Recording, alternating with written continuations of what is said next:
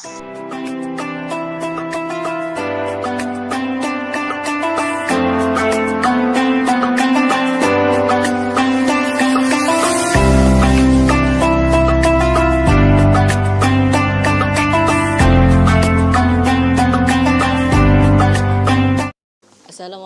warahmatullahi wabarakatuh. Kembali lagi bersama saya Latudia Haryanto di channel Islam Agamaku. Oke teman-teman, jadi hari ini saya akan membacakan, yaitu yang di video kemarin saya sudah janjikan kita akan membaca, yaitu metode At-Taisir 30 hari hafal Al-Quran yang dikemukakan oleh Ustadz Hadi Hidayatinya teman-teman. Jadi nanti kita akan baca dari awal sampai akhir ya teman-teman. Jadi supaya kita bisa tahu metode At-Taisir ini bagaimana caranya ya teman-teman. Oke.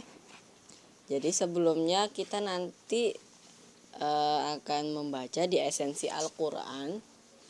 Oke teman-teman. Jadi kita nanti di sini ada berapa bagian ya teman-teman? Di sini ada esensi Al-Quran untuk bagian pertama. Nah, kita akan di bagian pertama di video kali ini. Terus bagian kedua, amalan prahafalan rahasia kemudahan Al-Quran. Nah, nanti itu akan kita jelaskan atau kita bacakan di video yang lanjutnya teman-teman. Terus yang bagian ketiga itu proses menghafalnya. Oke? Jadi kita sekarang masuki ke esensi Al-Quran. Oke teman-teman? Oke teman-teman, jadi kita langsung saja ya teman-teman. Kita di bagian pertama, yaitu esensi Al-Quran. Ini bagian pertama ya teman-teman, esensi Al-Quran. Oke? Jadi kita baca. Di antara rahmat Allah Subhanahu wa taala dalam proses penciptaan manusia ialah pemberian petunjuk proses hidup yang bersanding dengan kesempurnaan ciptaan firman-Nya dalam Al-Quran. Nah, ini ada firman dari Allah Subhanahu wa taala, A'udzubillahi minasyaitonirrajim. Bismillahirrahmanirrahim. Alladzi khalaqa fasawwa walladzi qaddara fahada.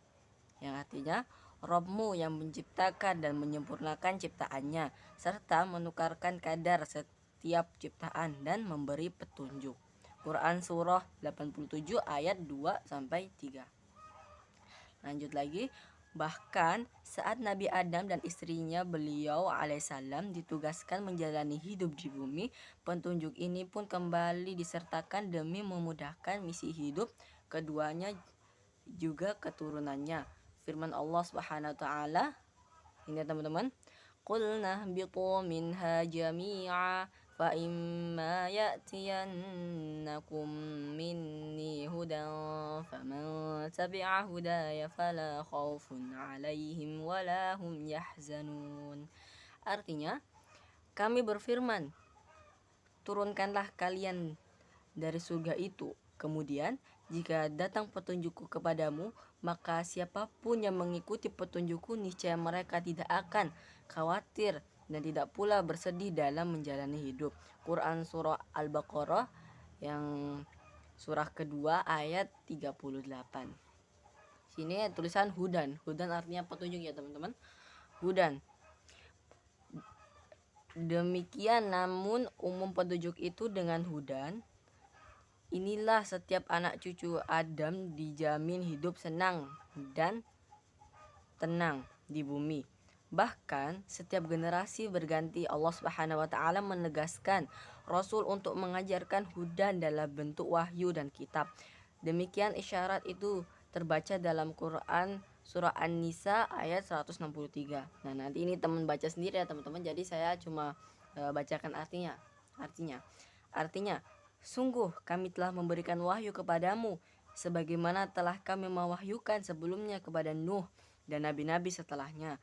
Kami mewahyukan kepada Ibrahim, Ismail, Ishak, Yakub dan anak cucunya, Isa, Ayub, Yunus, Harun, juga Sulaiman. Kami berikan pula kitab Zabur kepada Daud. Quran surah An-Nisa ayat 163. Oke, sekarang kita lanjut di baliknya lagi ya teman-teman. Juga surat Asy-Syura ayat 3 yang berikutnya Yang artinya, demikianlah Allah yang maha perkasa bagi maha bijaksana mewahyukan kepadamu dan orang-orang sebelum kamu. Quran surah Asy-Syura ayat 3. Asy-Syura ayat 3. Terus terekam dalam Al-Quran bahwa Nabi Musa alaihissalam pernah menerima kitab sebagai hudan, petunjuk hidup. Yang artinya, dan kami berikan kepada Musa kitab Taurat serta kami jadikan itu sebagai hudan atau petunjuk bagi Bani Israel dengan firman, janganlah kalian mengambil penolong selain aku, yaitu Allah ya teman-teman. Quran surah Al-Isra ayat 2. Terus ada lagi di sini, walaqad, ya nanti teman-teman baca sendiri ya teman-teman. Jadi saya cuma mau artinya saja ya teman-teman, bacakan artinya. Oke, artinya, dan sungguh telah kami berikan hudan kepada Musa atau petunjuk kepada Musa, dan kami mewariskan Taurat kepada Bani Israel sebagai petunjuk dan peringatan bagi orang-orang yang berfikir. Quran surah Al-Mu'min ayat 53 dan 54. Demikian pula Nabi Isa alaihissalam pernah menerima kitab sebagai hudan bagi umat beliau. Yang artinya, Isa berkata, sungguh aku ini hamba Allah. Dia memberiku kitab Injil dan menjadikanku seorang nabi. Quran surah Maryam ayat 30. Petunjuk hidup ini pun kadang diberi nama dengan ayat tanda kebesaran Allah Subhanahu wa taala. Bahkan para nabi, rasul hingga kalangan generasi soleh senantiasa tersungkur sujud, begitu khusyuk dalam menyimak setiap ayat, membaca sekian petunjuk kehidupan.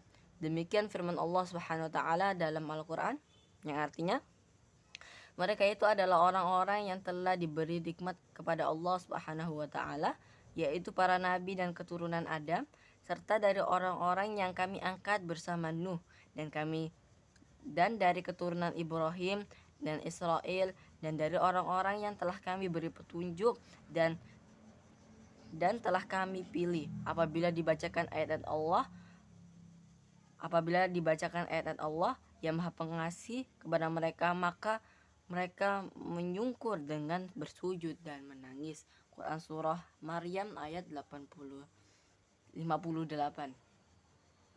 Nama lain yang disematkan pada petunjuk ini ialah Az-Zikir, juga Al-Furqan yang diberikan pada para nabi dan rasul. Berikut ini firman Allah Subhanahu wa taala menerangi hal yang dimaksud.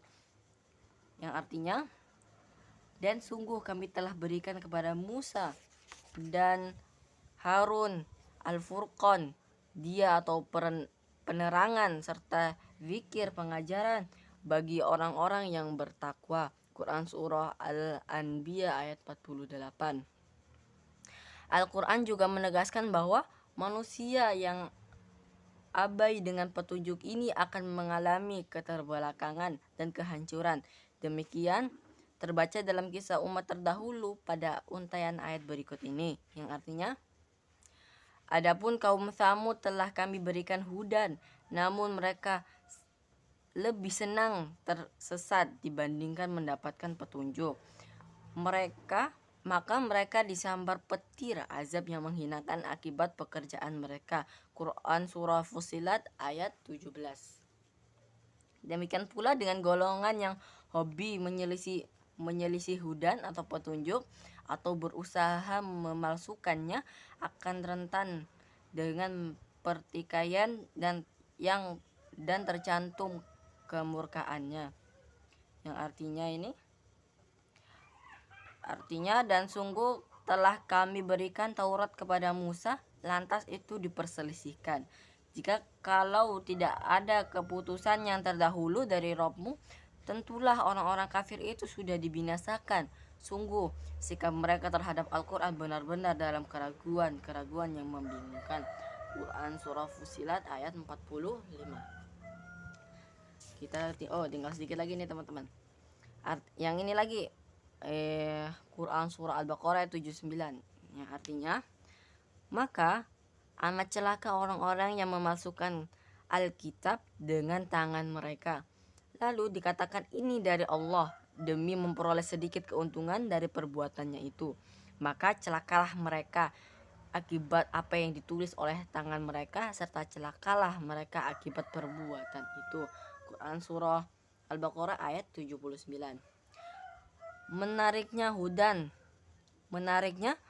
terakhir yang diturunkan kepada Nabi Muhammad SAW untuk seluruh manusia, menghimpun semua nama dan makna tersebut. Selain dinamai Al-Quran sebagai yang utama, hudan terakhir juga ditampilkan dengan nama Alkitab, Az-Zikri, bahkan ayat dan Al-Furqan.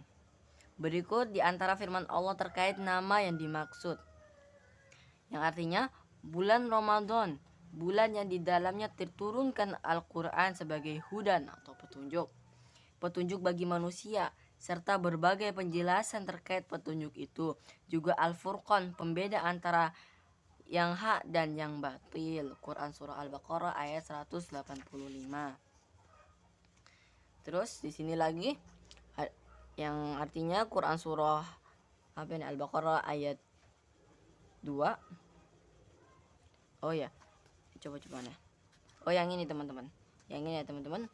Jadi Quran surah Al-Baqarah ayat 2 yang artinya kitab Al-Quran ini tidaklah meragukan serta menjadi hudan petunjuk bagi kalangan bertakwa. Quran surah Al-Baqarah ayat 2. Dan lagi di Quran surah Al-Hijr ayat 9. Ya, saya bacakan ya teman-teman karena ini sedikit. Inna nahnu nazzalna dzikra wa inna lahu wa innaha lahu la wa inna lahu lahafizun, yang artinya sungguh kamilah yang menurunkan az-zikir Al-Quran dan sungguh kami benar-benar menjaganya. Jadi ini dalil bahwa Allah Subhanahu wa taala akan menjaga Al-Quran. Nah, kenapa Al-Quran itu dia tidak berubah? Karena Allah yang menjaganya. Oke teman-teman. Terus ini ada lagi yang artinya sungguh orang-orang beriman itu hanyalah kalangan yang bila terdapat nama Allah bergetarlah hati mereka, dan bila dibacakan ayat-ayatnya bertambahlah keimanan mereka, serta hanya kepada Allah lah mereka bertawakal. Quran surah Al-Anfal ayat 2. Oke teman-teman, sekarang kita akan membacakan keutamaan Al-Quran teman-teman. Selain dari sisi penamaan, Al-Quran juga memiliki keberagaman, keutamaan, dan menegaskan kemuliaannya dibanding berbagai kitab suci lainnya. Berikut di antara keutamaan yang dimaksud. Yang pertama, Al-Quran disebut sebagai zikir yang dijamin otentitas dan kemudahan dalam menghafalnya. Semisalnya di Quran surah 15 ayat 9 dan Quran surah 54 ayat 17, 22, 30 dan 40. Oke teman-teman, adapun kitab yang lain disebut sebagai zikir namun tidak dijamin penjagaan dan kemudahan menghafalnya. Terus yang kedua, isi Al-Quran difirmankan secara akurat dan jelas, diterangkan dalam bahasa Arab terpilih. Lihat semisalnya di Quran surah 41 ayat 3. Terus lagi yang ketiga, mendengar bacaan yang dapat menggetarkan dan menguatkan iman. Nah, yang semisalnya tadi di Quran surah 8 ayat 2, yaitu Al-Anfal ayat 2 ya teman-teman. Yang keempat, para jin bahkan teramat takjub dan mengakui peran serta petunjuk Al-Quran. Lihat semisalnya Quran surah 72 ayat 1 sampai 2. Dan yang kelima, ada keberkahan dalam tadabbur setiap ayatnya, yaitu tadabbur ini semacam kita belajar gitu. Sepertinya begitu teman-teman.